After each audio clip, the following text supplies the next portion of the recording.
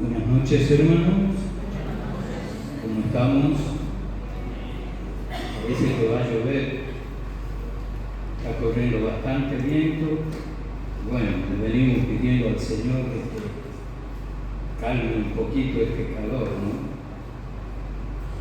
Lindo tiempo en el cual hemos podido alabar y bendecir el nombre del Señor, recordar la gracia de Dios manifestada a través del Señor Jesucristo, nuestro Señor y Salvador. Su gracia es mayor, dice el himno que hemos cantado. Mis cargas son muchas, habla del pecado que mora en nuestras vidas. Y digo mora porque permanentemente el Señor tiene que estar limpiando tu vida, mi vida, de nuestros pecados. Mora porque es la carne. Dice la palabra del Señor que la lucha que tenemos es con esto, con la carne. Es permanente. Desgraciadamente el ser humano, cuando eligió en el Edén su propia voluntad, su propia decisión, desobedecer, hacer lo malo ante los ojos de Dios, el pecado permanece, va de generación en generación. Cristo nos trajo la gracia de Dios, la salvación eterna, pero el pecado está en tu carne, por eso existe la muerte.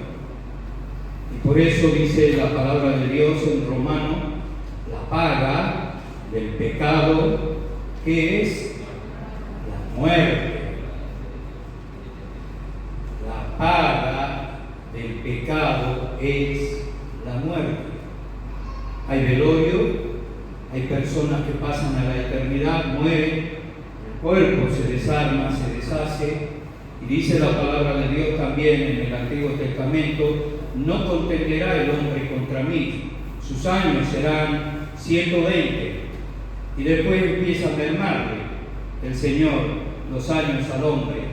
No contenderá él contra mí, del polvo eres y al polvo volverás. Qué tremendo, ¿verdad? Siendo creados perfectos, siendo hechos a semejanza de Dios, el hombre escogió su libertad, escogió el pecado, escogió alejarse de Dios. El Señor le había dicho, había una ley en ese jardín del Edén, era no tocar el árbol de la ciencia, del bien y del mal, y ellos tomaron de ese árbol y pecaron. Por eso es la sentencia, la paga del pecado es la muerte. Pero en los planes de Dios estaba la muerte de Cristo, la redención del ser humano. Y Dios iba a mostrar su gracia, mas Dios muestra su amor para con nosotros, en que siendo aún pecadores, Cristo murió por nosotros. Cristo murió por ti, murió por mí. Esa es la gracia, lo que hemos cantado. ¿Qué tanto vale la gracia en tu vida, mi querido hermano? ¿Cómo valoramos esta salvación? ¿Dónde la tenemos? ¿Muy guardada en nuestro corazón? ¿O la mostramos? ¿O estamos firmes en su gracia, en su amor, sabiendo de que la gracia de Dios es la vida eterna, es el perdón? Pero el perdón de Dios tiene que ser algo recíproco de parte nuestra. Mostrar, obedecer, ser obediente a la palabra de Dios, a los mandatos de Dios, a lo que Dios demanda de cada uno de aquellos que recibimos a Cristo como Señor y Salvador de nuestra vida. No es una vida natural normal. Pasamos a ser diferentes.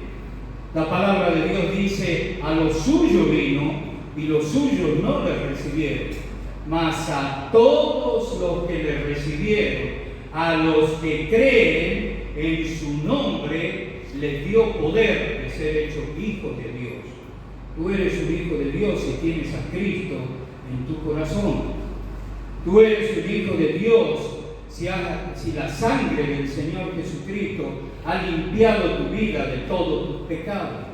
Tú eres un hijo de Dios si te has humillado ante la presencia de Dios y has reconocido que sin Cristo no podías acceder a las glorias celestiales.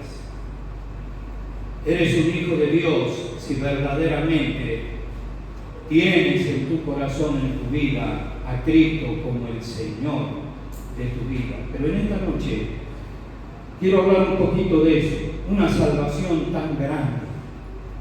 Hebreos capítulo 2, vamos a abrir nuestra Biblia en esta noche.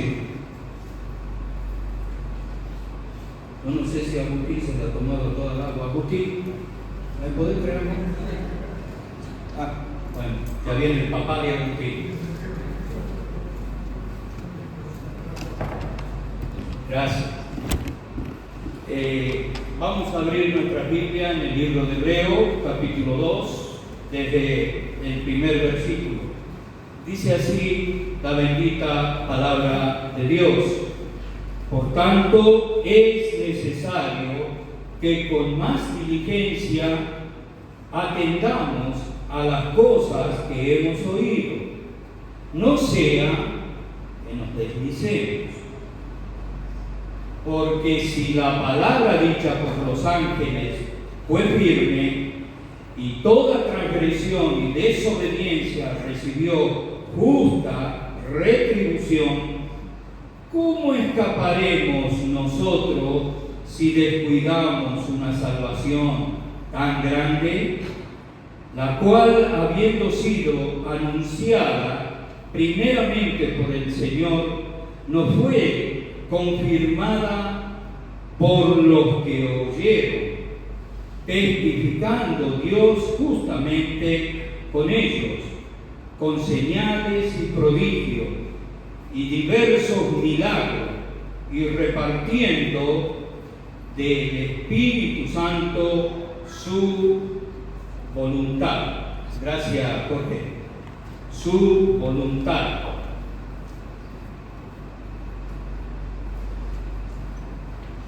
Porque no sujetó a los ángeles el mundo venidero acerca del cual estamos hablando.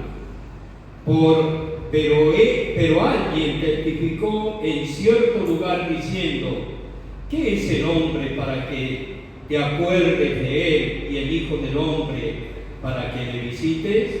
Le hiciste un poco menor que los ángeles, le coronaste de gloria y de honra, y le pusiste sobre las obras de tus manos. Hasta aquí nomás con la bendita palabra de Dios.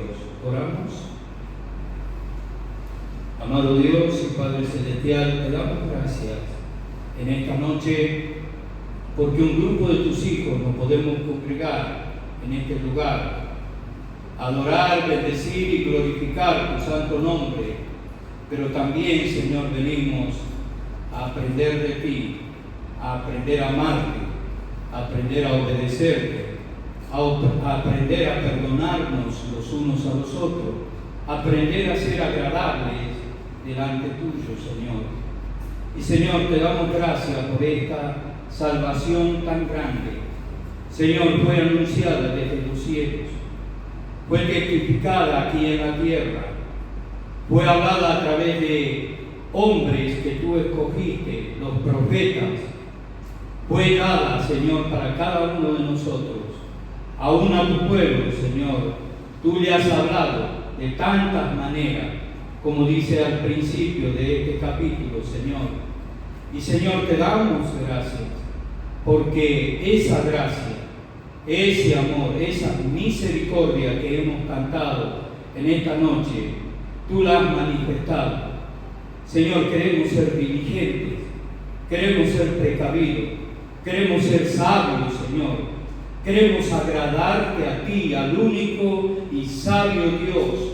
Queremos honrarte, Señor, de todo corazón, obedeciendo tu palabra y haciendo tu divina voluntad.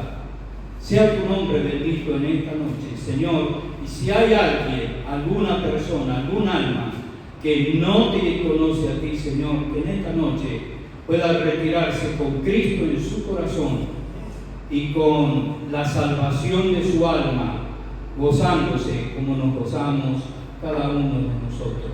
Alabado sea tu santo y bendito nombre, en el nombre poderoso del Señor Jesús. Amén. Bien, esta palabra de Dios que hemos leído en este tiempo, el Señor utiliza un nombre, no se sabe si es Apolo, si es el apóstol Pablo, pero algunos de los elocuentes de aquel entonces, aún de Lucas probablemente haya sido, algunos de los elocuentes de aquel entonces escribió esta carta a los hebreos. Y comienza esta carta a los hebreos hablando de ese Dios maravilloso. Habiendo Dios hablado, dice, muchas veces a los padres en los tiempos antiguos a través de los profetas y por medio de ellos, a través de los tiempos ha hablado. Dios ha hablado, siempre Dios ha hablado. Desde que el hombre pecó, Dios buscó y habló al hombre. Lo maravilloso es esto. Los pastores, la mesa, nuestra mesa pastoral puede ser descuidada.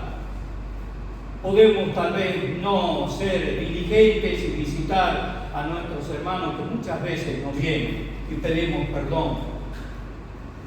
Pero el Señor nunca fue descuidado, fue diligente. El hombre pecó en el huerto del Edén, tomó del fruto prohibido, se escondió de Dios.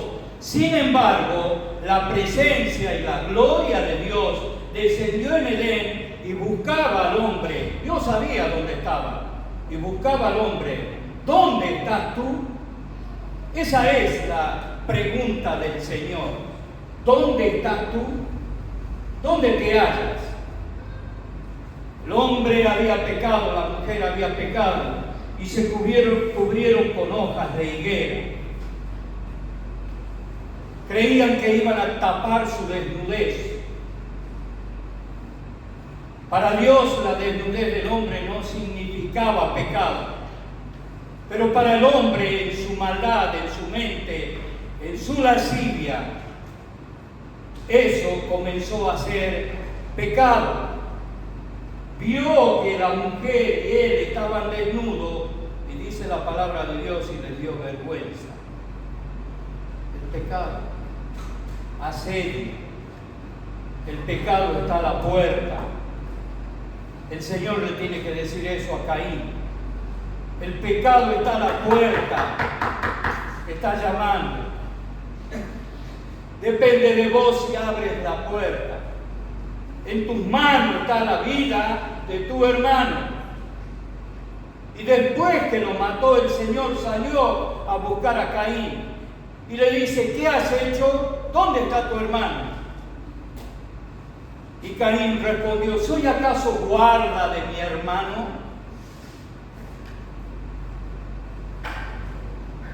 De sangre. No le importó, le rompió la cabeza y lo mató. Y fue el primer crimen, el primer asesinato que hubo en la tierra. Y Dios le tiene que decir, la sangre de tu hermano clama desde la tierra. Eso es el pecado. La maldad. La maldad. Visitó los cielos antes que el huerto de Edén. Y un ángel, el mejor de los ángeles, fue seducido, atraído, quería ser igual que Dios. Te va al libro de Ezequiel y encuentra la palabra del Señor escrita proféticamente, hablándole al príncipe de aquel entonces. Y dice la palabra de Dios: subiré al monte a los lados del norte, junto al lado del Altísimo. Allí elevaré mi trono y pondré mi gloria. Ese era el anhelo de Luzbel, ser igual que Cristo, un ser creado, un ser que Dios lo había hecho con la suma perfección, pero hizo lo malo ante los ojos de Dios. Oh Lucifer, lucero de la mañana, fuiste creado en los albores de los tamboriles, con las músicas, con los instrumentos, con las piedras preciosas. Fuiste creado en hermosura, en acabada hermosura, pero en tu corazón se halló maldad. Por tanto, fuiste quitado del monte de Dios. Es tremendo, ¿verdad? Por eso mostramos el texto en Romanos: la paga del pecado es la muerte. La muerte, la separación de Dios, que es la vida. Dios es vida, Dios es luz, Dios es paz, Dios es gozo. Todo lo que hemos practicado, lo que hemos dicho en esta noche, a través de las canciones, a través de lo que habló Ariel. Dios es eso. El pecado es todo lo contrario. Dios nos ama, Dios te ama. Por eso mostró su amor, su misericordia. Pero más aún, aquí el escritor a los hebreos dice: por tanto, qué mal esto,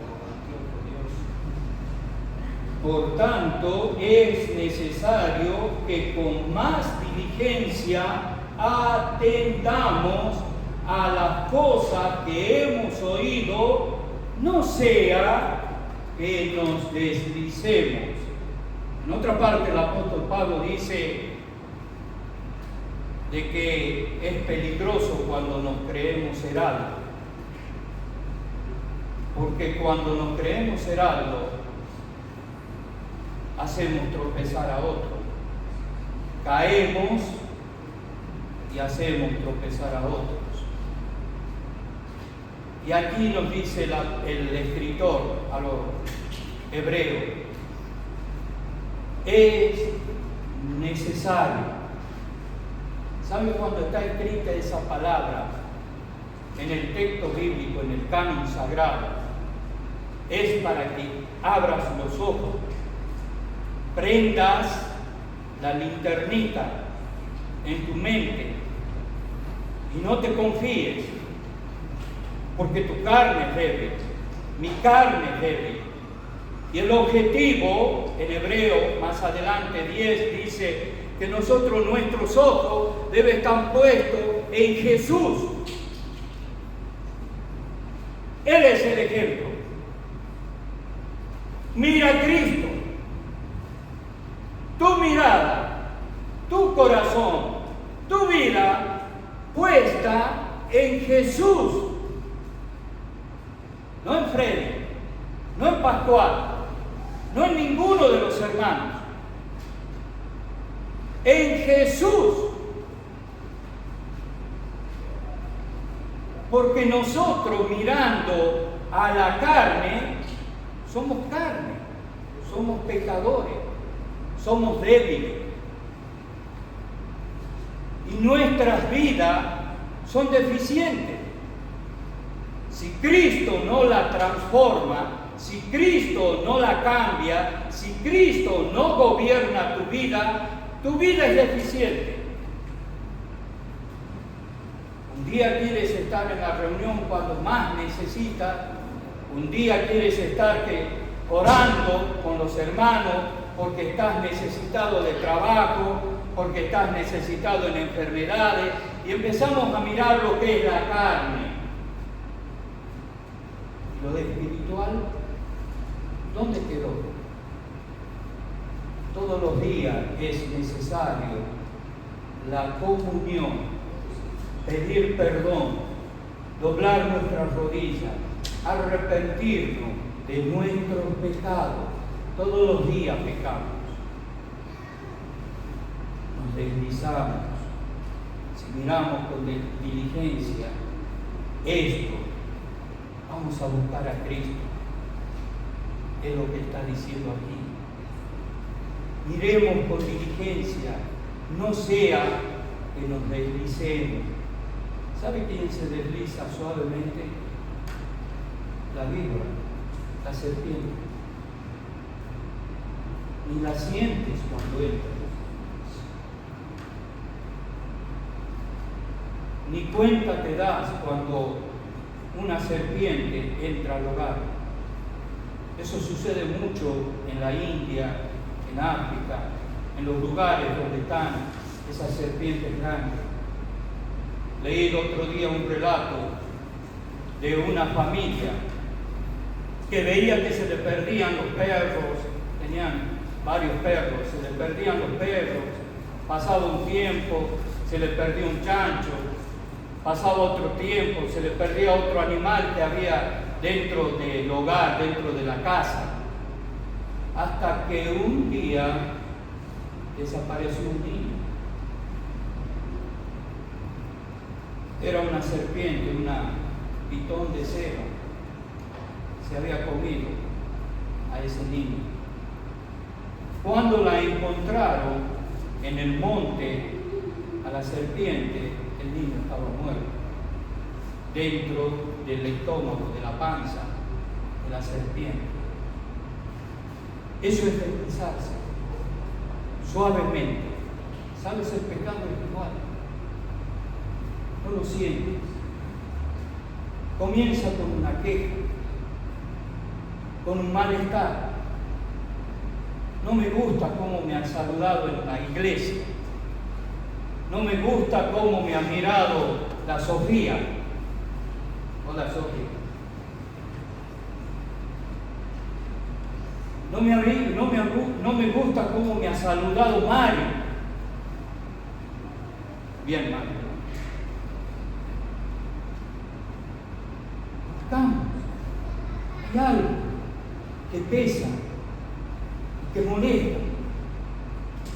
Y el pecado es así, va deslizándose suavemente hasta que sucede lo que no tenía que suceder. No voy más, me alejo. Y tengo una lista de pensamientos, todos en contra. ¿Quién pone eso? ¿Quién lo pone en el corazón, en la mente, en los ojos? Y vamos a decir Satanás. Sí, él es incitador. Tu carne, mi carne. Yo soy el que falla. Nos deslizamos. Nos vamos deslizando hasta que nos encontramos arrastrándonos como víboras, como serpientes. Esa es la vida, cuando no estamos agarrados de la mano del Señor.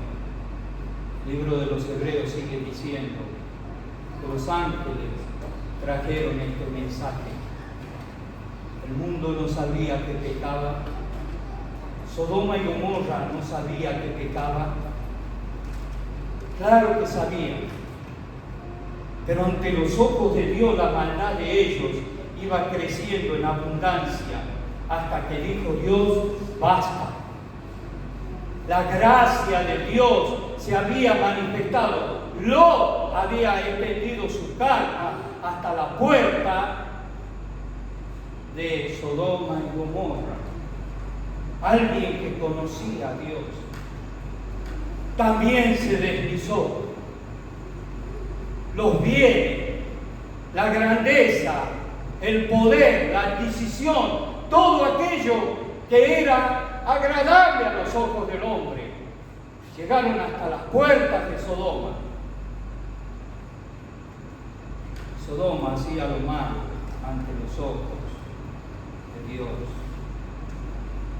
Llega la situación tan tremenda que cuando Dios va a destruir Sodoma, tiene que sacarlo tirándolo. No llegaban a los montes. Acá nomás en Zoar, acá nomás. Y aún así la mujer de Lot se dio vuelta y quedó hecha estatua de Zoar. ¿Dónde estaba su corazón? Y el Señor le dice a los discípulos, al pueblo de Israel, ¿dónde está tu corazón? Está tu tesoro. Donde está tu corazón, está tu tesoro. ¿Dónde está tu corazón? ¿Dónde se halla tu corazón? Pensamos en tantas cosas desde que nacemos. Siempre tomamos decisiones. Muchas veces son equivocadas, sin la voluntad del Señor. Los ángeles avisaron.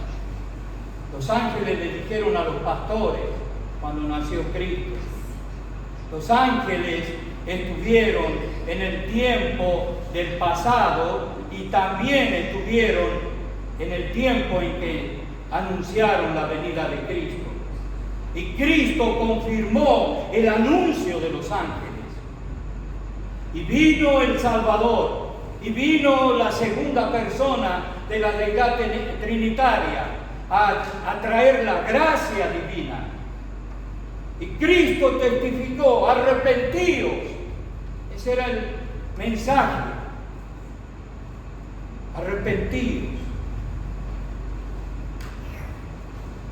Dios, habiendo hablado de muchas maneras, en otros tiempos, por medio a los padres, por medio de los profetas, en estos postreros días, nos ha hablado a través de su Hijo.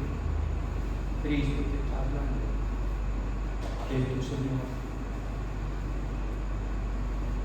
Es Él que guía tus pasos. Es el centro de tu vida. Es aquel que guía todo el tiempo tu mirar, tu andar, tu pensar. Es Él. Más adelante sigue hablando. El escritor a los hebreos dice, ¿cómo escaparemos nosotros si descuidamos una salvación tan grande? No la vas a perder, pero sí vas a ser enjuiciado. El tribunal de Cristo es el próximo lugar donde tu vida y mi vida van a comparecer delante del mismísimo Señor eterno. Y dice la palabra del Señor en el libro de Apocalipsis, y los libros fueron abiertos. Y también fue abierto otro libro. Y dice, y el que no se halló inscrito en el libro de la vida fue lanzado vivo al lago que arde con fuego y azufre. Pero los otros fueron juzgados según sus obras. ¿Cuáles son tus obras? ¿Cuáles son las obras que pide el Señor de su iglesia? ¿Cuáles son las obras que el Señor pide de ti y de mí? El apóstol Pablo nos enseña, pero el fruto del Espíritu es amor, gozo, paz, paciencia, benignidad, templanza, mansedumbre. Contra tales cosas no hay ley. ¿Vives gozoso en el Señor? Porque tú eres parte del cuerpo de Cristo.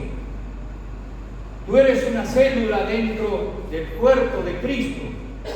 No es una salvación en la cual nos deja la deriva, sino pertenecemos al cuerpo de Cristo.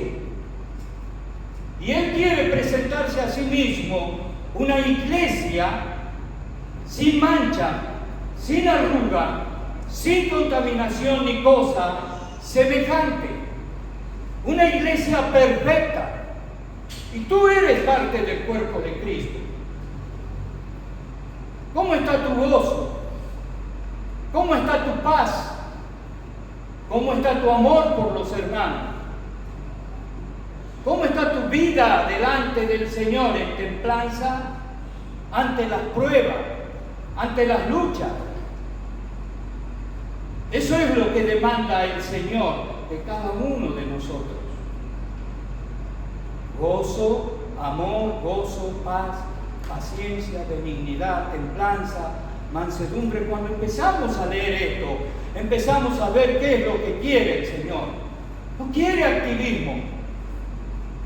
El activismo viene solo, porque el Espíritu Santo te mueve. Pero el Señor quiere de ti esto, lo principal.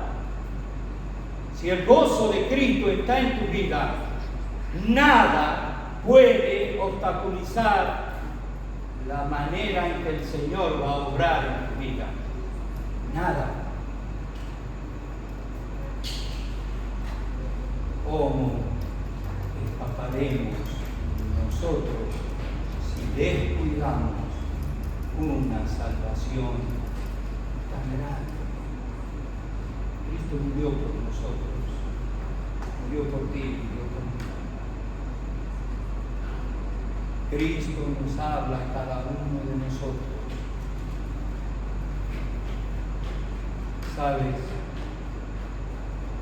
Cristo nos perdonó. Te perdonó a ti, me perdonó a mí, me perdona todos los días. Debemos perdonarnos los unos a los otros. Debemos amarnos los unos a los otros. Debemos respetarnos los unos a los otros. Debemos trabajar en compañerismo los unos con los otros. Debemos ser celosos de nuestro Señor.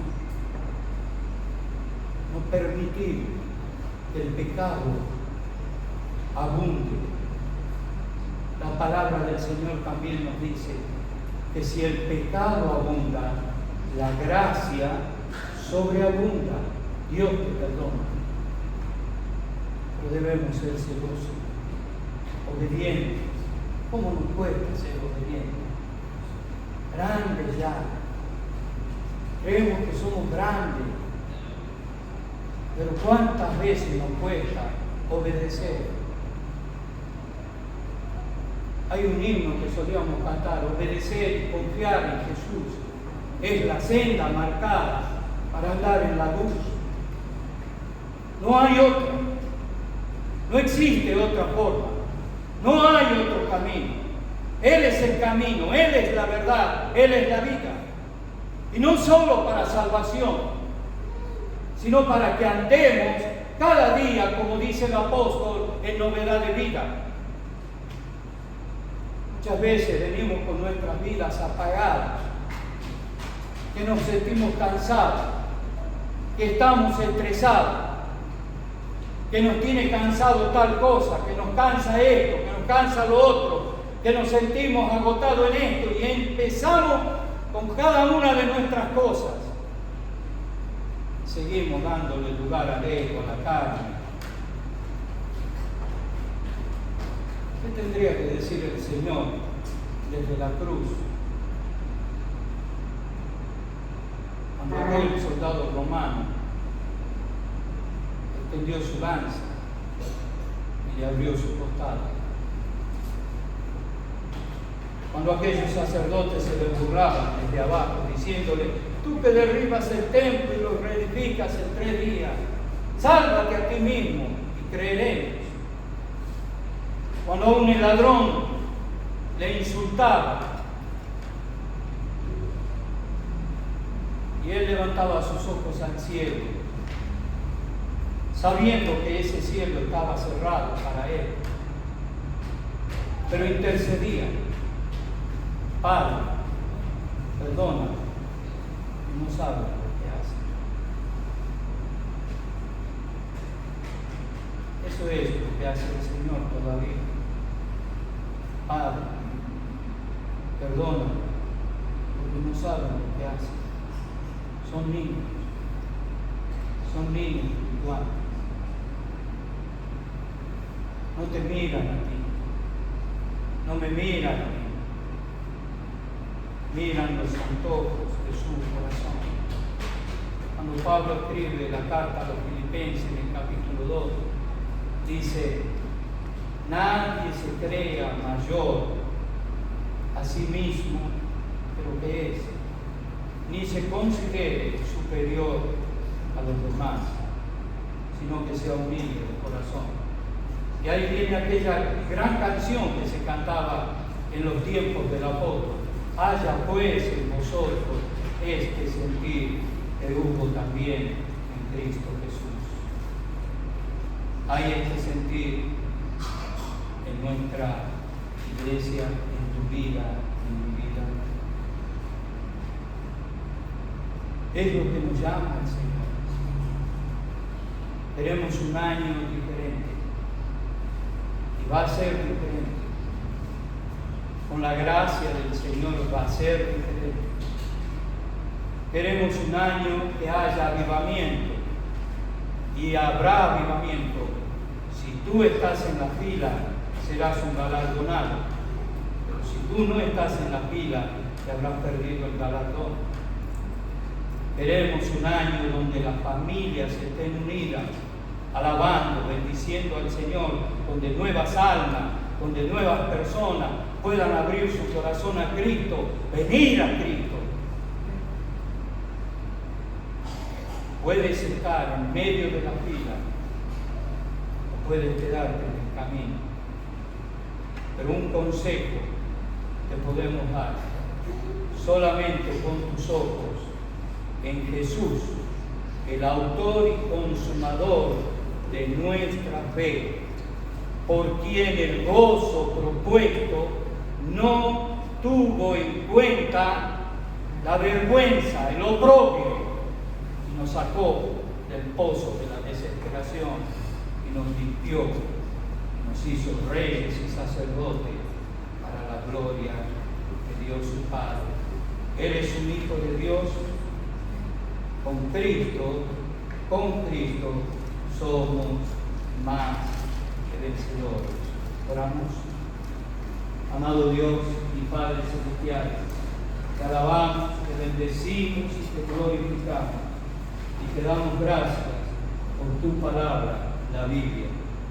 Señor, en ella encontramos una fuente de agua viva, Señor, que refresca nuestras almas, que alienta nuestro corazón y que da ánimos al fatigado, al cansado.